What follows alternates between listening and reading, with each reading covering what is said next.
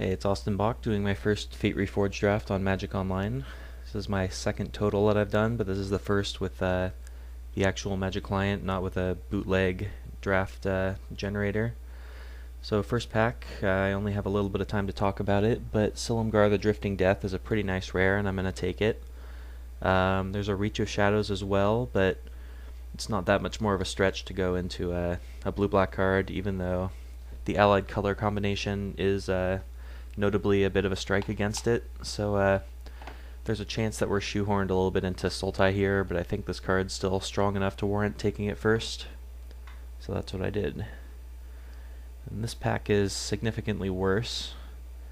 Standouts, I've been liking Gurmag Angler quite a bit. I think it's much better in this draft format than Hooting Mandrills was in Triple Cons. There's also an Ugin's Construct, which is similarly pretty big, and it doesn't have much of a drawback if you manage to go turn 3 Morph, turn 4 Construct, and then you just get a 4/5 for free, basically. Even if you do have to sacrifice something, a 4/5 for 4 is very worth it. I think I'm going to take it here, just because of just because it's so non-committal, and it can go into basically any deck we play. And there are some nice synergies you can construct with it, no pun intended, with like Jeskai Sage and Sultai Emissary, both of which are in blue-black, so I'll do that. Alright, we get another rare, which is Ghastly Conscription, and it's not a card I'm really a big fan of. I don't know if I want to take it here, whereas there's also a Typhoid Rats in this pack, which is very nice if we're looking to be more of a slow blue-black deck and facilitate the Silumgar a little better. So I think I'm just going to take the Typhoid Rats here. I think the Heel Cutter might be a slightly better card, and Dragon Bell Monk is also pretty nice, but Typhoid Rat seems very good in this format, and I'll go ahead and take it. What do we have here? There's a Jeskai Sage, which goes well with our Ugin's Construct, as I mentioned. There's also a Thornwood Falls, which is pretty nice because, like I said, because this is an allied color card, it really only fits into Sultai as far as the clans once we get into the second and third packs. So if I wanted to take like some Abomination of Gaduls and whatnot in the cons packs, I might want to take the Thornwood Falls. There's also a Whisper of the Wilds. I could be like base black-green and just splash blue for Silumgar, which is also a pretty nice option. I'm not sure which is better between the Sage and the Whisper at this point. I think I'm just going to do the safe pick and take the Thornwood Falls, because the way that this draft is going so far, it's looking like we're going to be in Sultai. So I'll just do that and be safe. Ooh, and here's a nice one in Grim Contest. I like this card a lot, and it's a pretty good sign that we're in the right sort of combinations of colors. So I'll go ahead and take that here. Other than that, there's a 2-1-for-1, which an aggressive drafter is going to like quite a bit for like the warrior deck.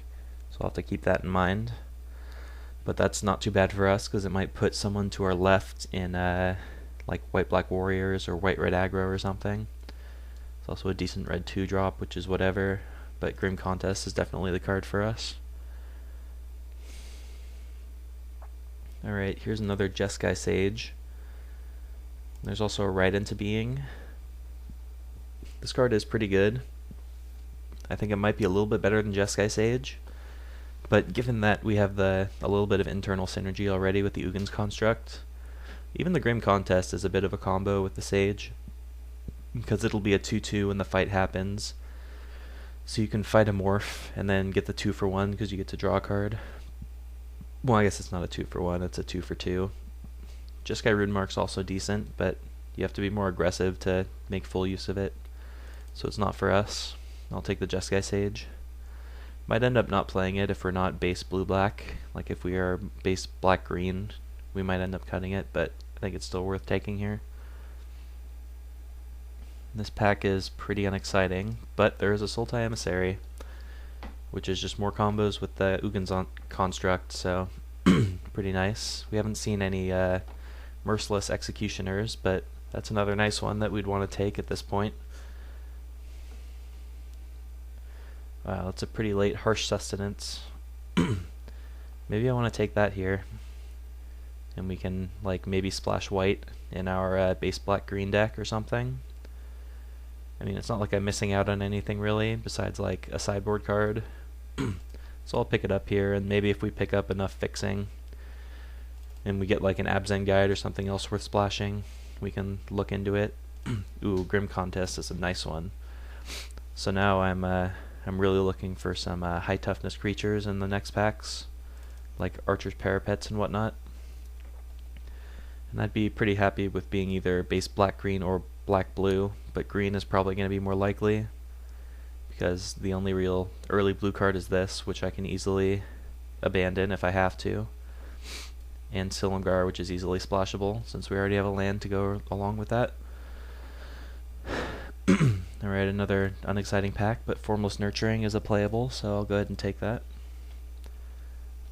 Not the most exciting pick, but 3/3 for 4s are pretty well positioned in more formats. Not like incredibly so, but definitely fine. Ooh, Ethereal Ambush Wield, that's pretty surprising. Definitely taking that here over Enhanced Awareness, because we know that we're going to be some combination of blue and green, so it shouldn't be too hard to splash it either way, whether we're base blue or base green. And now we get basically nothing. This one's the trample one, this is the death touch one, neither of which I want. Guess I'll just take the collateral damage away from somebody. You never know, maybe we just like randomly get a bunch of red fixing, because the collateral damage does work pretty nicely with our 2/2 drops. But again, we're not sure if we're playing the Jeskai Sage yet or not, so we'll see what happens. I'm also going to move the Harsh Sustenance to the sideboard. I don't really care about any of these cards. I guess I'll just take this. Take something else away from the White Warriors, the Black White Warriors deck. This card's playable if you get enough Chief of the Edges and Raider spoils, so you never know. Neutralizing Blast for the sideboard, I guess. I'll just go ahead and pause it here, and we'll be back for the first cons pack. Alright, back for cons pack number 1. Our rare is Polluted Delta. Normally you can just kind of ignore fetches, like unless you're rare drafting, but fetches are not that expensive online, so it's not as much of an incentive to rare draft online. However, Polluted Delta is kind of nice in our deck. If we pick up some Delve, it could be a nice addition to our deck just to get a free card in our graveyard. And it relevantly fixes our mana, which is why I'm considering it here. The only other card that I'd really want in my deck is like Woolly Loxodon. I guess Highland Game, which is another combo with Ugin's Construct, which is kind of funny. But I guess I'll just rare draft here. Pick up like $3 or whatever it's worth online. Woolly Loxodon's like, it's good, but it's replaceable, so I'm not too sad about not having it in my deck. And it could wheel, you never know. Ooh, this is a really good pack for us. So Sultai Charm, a Parapet, Skull Hunter, which is okay, and a Savage Punch, which is great, and Become Immense, which is probably worse than most of these other cards, but worth considering at least. So Sultai Charm, I think, is for sure the best card of the bunch that we're considering. The only reason I would consider not taking it here is if I thought it might wheel, but I don't know if I'm willing to take that risk when it's just going to be so excellent in our deck. So I think I'm going to take it here. We've already got some good fixing going on, so I'm not worried about casting it. I would really want a Parapet and a Savage Punch in my deck, but probably not more than a Sultai Charm, so I'll just snipe that while I can. Wow. Well, good packs keep coming. Rite of the Serpent's fine. Tower Shell's fine. Loxodon's also pretty good. Wouldn't mind if it came back or if I had one in my deck, but Abomination of Gudul is just perfect what we're looking for. It's like the reason I was taking these Thornwood Falls and other fixers early, because then you can play cards like Abomination in your deck.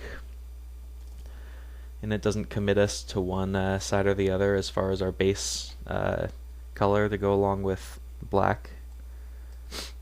I think we're pretty sure that black is going to be one of our base colors because of like the Typhoid Rats.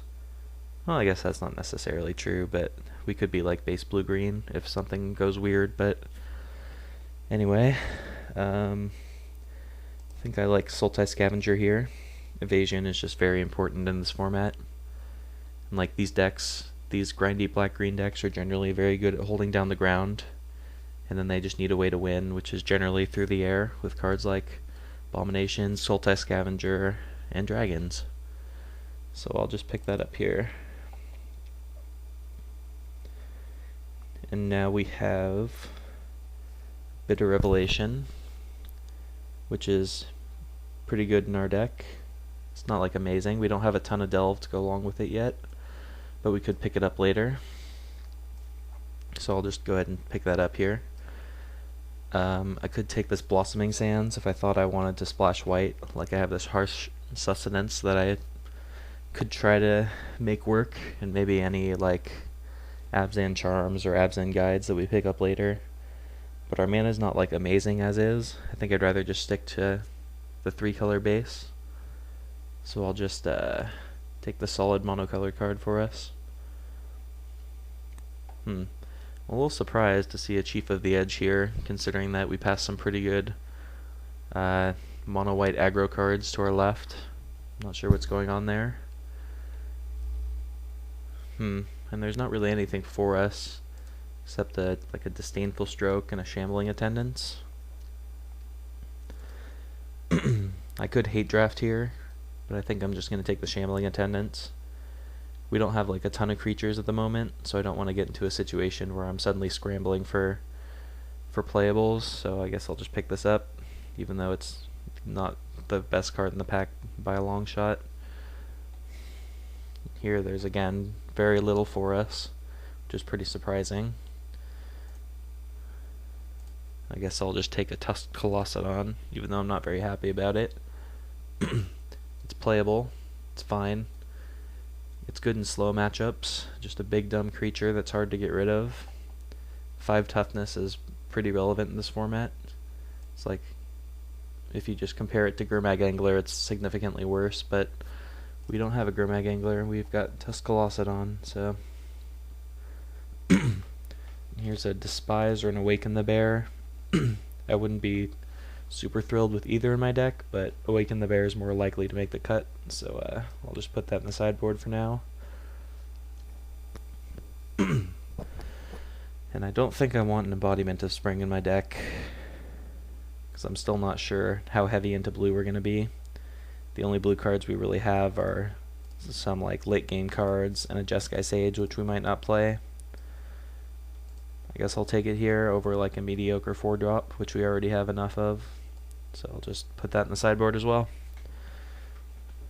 Here's a Disdainful Stroke and a Rotting Mastodon. Guess I'd rather have the sideboard card than a replaceable effect.